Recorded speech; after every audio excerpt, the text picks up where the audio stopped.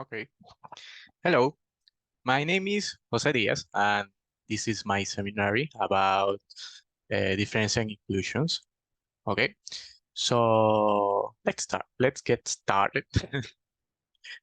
Okay, first of all, we are going to talk about multi-valued functions. Okay, multi-valued functions is a function that assigns, for example, the function are going from a set x to set y. Okay, a multivalued function is a function that assigns an element in set x, one or more elements in the set y, uh, or in other words, and subsets a, a subset of y.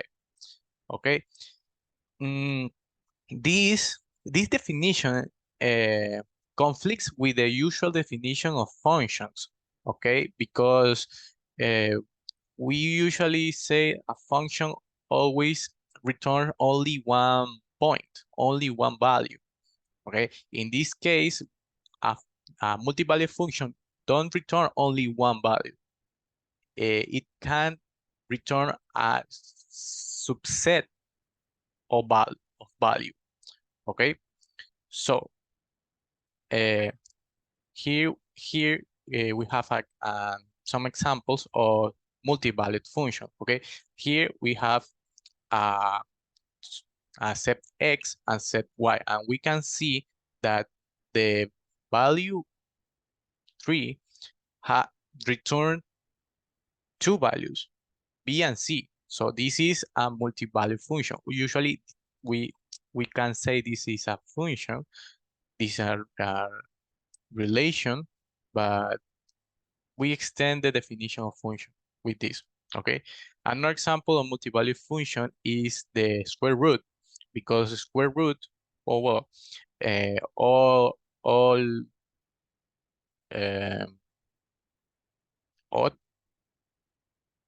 or no, even, all even root have two solutions, the positive and the negative. So a square root, if we extend the definition of function, are multi-valued functions. Okay, logarithms and end root of complex number are they that also multi-valued functions. Okay, so now we know maybe more or less uh, what is a multi-valued function. So we get started with the definition of differential inclusion. Okay, first of all, we denote the power set the power set of a set S as PS. Okay, power set is the set of all subsets of S. Okay, okay. Let's we are going to take a function f who go from omega to the power set of Rn. Okay, a differential inclusion is expressed like this. Is expressed like this. If you see, this expression is so close to a differential equation. The difference is we don't have an equal here. We have an inclusion sign here because f is a multi-valued function. So it don't return only one value. It return a set of values. Okay. And well, this is a differential inclusion. We can have this is so similar to a differential equation. So we can have initial condition and we have this. Okay. So this is so close to a differential equation, and in differential equation we usually look for a continuous and differentiable solutions. Okay, so but we can uh, we cannot expect the existence of continuously differential solutions. Okay, we cannot expect that existence. Okay, um, and we can we have an example. For example, the book that give this example, the differential inclusion x prime x prime in sine x, right? Where sine x is defined as follow, okay? It's defined like this, okay? Notice, if x sub 0 are greater than 0, the unique solution of this differential inclusion are this function, okay? Are the function. Because if you, this is a linear, function. If you derivative it, you're going to have only 1 minus 1 or something between that, okay? But, okay, but if you plot the solution, this solution, you plot it, you can see in the point t0 minus x0, we have a peak, okay? It's clear here there is a peak. So this solution are not C1 function, okay? This solution is not C1 function. So this is, we talk about uh, bef before, we cannot expect the existence of continuously differentiable solution. So where, when we can maybe say, well, I I can get a continuous differential solution. Okay, where, when, when? Okay, uh, we we we introduce this definition. A function x in from the interval t0 to t to Rn is called a Carathéodory solution of a differential inclusion if the following holds. Okay, if the function x is absolutely continuous on this interval, and there exists a negligible set n subset of this interval, such that for any t in the interval without that negligible set n, the function xt is differentiable at t, and we have the differential inclusion, uh, and we have the differential inclusion. Okay, so this definition, remember, to me is more or less the things like we study in mm, theory of the medic, the Lebesgue theory, and all of it. When a function is differentiable almost everywhere, well, something like that. This remember to me is something like that. I'm not sure if they are related, but that. Okay. So where when we can say, well, I can find a category solution. When? Okay, to res to respond this question, first we need to remember or well, study some of convex analysis. Okay, a subset C is called convex is if the holds. Okay, what is this? Uh, geometrically, this expression means that 2 points in C, X and Y, exists a line segment connecting these 2 points, and the line are contained in in the set C. Okay, here we have an example of convex set, and non-convex set. You see that the line are uh, not in the subset in the set C. Okay, okay. Now, we know when a set is called convex. Well, if we have a convex set, we call normal con of C. I say C instead of C. Sorry. A normal con of C at the point x0 are defined as like this. Okay. Uh, Geometrically, graphically, this set is like this. If the set in the boundary, if the set have a peak, then we have a cone. You see that we have here a peak, we have here a peak, and the set NC are a cone. Okay, but if the point x0, x sub 0 are in a smooth part of the boundary of C, uh, this set is a straight line. Okay. Okay.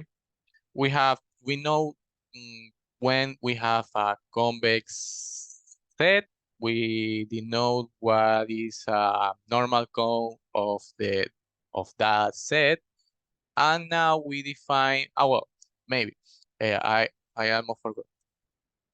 Uh, this set, this function, this is a function, all right? It is a function because you give it a point in the set. If we can extend to a multi-valued map, multi-valued function, if we said that for every x without of the set C, we say that this function returns the empty set. Okay. Okay. So we have a multi-valued function because return a set, not only what a value, return a set. Okay. Now we are going to define we are going to see the definition of a projection. Okay. If we take a point far away from the C set, we can take the point nearest from the set C to the X point. Okay, this is we can say this is the distance from the point X to the set C. Okay, the but okay, this is the projection. Okay, you take all points away from the set C and take and returns the point nearest. Okay, we can define like this: exists a point Y in C such that this holds, but geometrically uh, it means that you project the point over the set C. Okay. Well, we can name this function, this projection, as orthogonal projection onto C. Okay. Okay. All right. We see all these because all these properties and functions are used to prove the next theorem. The next theorem. Suppose that K is a closed convex subset. We already know what is a convex set. If we fix real numbers t0 less than t, and we have a continuous function g from this interval to Rn, and a globally Lipschitz map F, where who goes to from Rn to Rn, we have the next differential inclusion with initial value. Okay, if we construct this, if we construct the next differential inclusion with initial value, we have x prime in f, where f we define with f, g, and nk. Remember, n is the normal cone of this case of the set k. If we define, if we construct this initial value problem, we have the next theory. If x0 is in the set k, and result that the g function is also continuously differentiable function, the initial value problem above admits a unique characteristic solution. We already know what is a characteristic solution, all right? These characteristic solutions are defined in this interval, and moreover, we can say that the solution, we can maybe construct the solution like this, okay? Oops. Well, I don't want to do that, but maybe, okay. Like this, okay? So here we have the projection of the normal cone of the in the point x of this. Okay, it's incredible, but well, that because we introduced all of these terms in the complex analysis.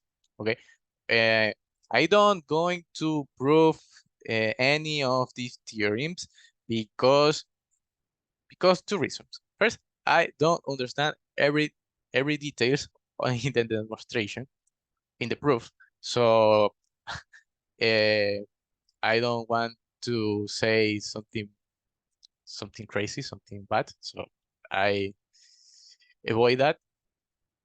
Are very long. These theorems, the proof are very long, too long for me. So I only show the theory and the theory. I don't prove anything. Okay. Apolog apologize me. So sorry. Well, to finish, I'm going to show an example of differential inclusion. Okay, if we more than an example is an application. Okay? If we consider a particle moving in a planar domain, in this case we say that domain are convex, okay, and the particle um, are influenced of a homogeneous force file we denote like F, capital F. Here we have K, we assume that K is convex. If we denote G like antiderivative of f,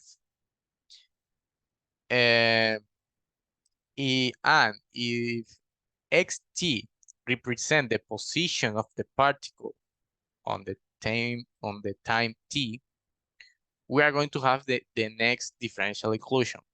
Okay, we have this x in in in the convex set. Remember, if x is the position, the derivative of the position is the velocity. Okay, so we say that the velocity of the particle are given by this.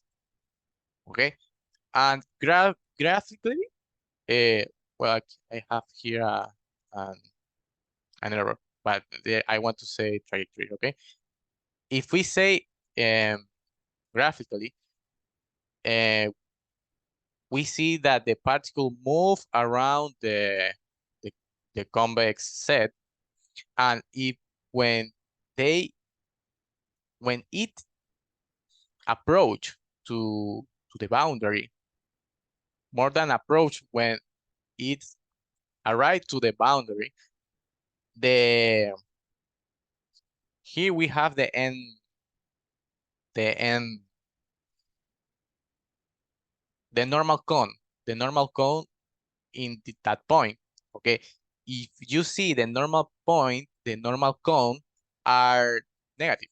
Okay, so the normal cone usually uh, mm, going in the direction, um, go in this direction. Okay, go away from the set. Okay, so if we take the negative, we're going to we are going to move in the onto the set. Okay, so the this maybe is an an intuition to see that the particles um, are bound in the convex set.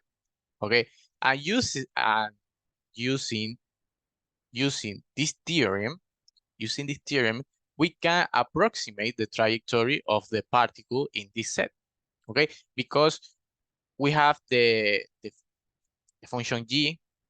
In this case, the function f are 0, and we have this, and this part are this part. Okay, so um, we can approximate the trajectory of the particle using that theory. Right? I don't use neither, but mm, maybe you know that it is possible. Okay, and that's all. That's all for me. Mm, really, this was a very complicated uh, topic. So I hope you like it. I hope you like my presentation, and that's it for me. Have a good day. Bye bye.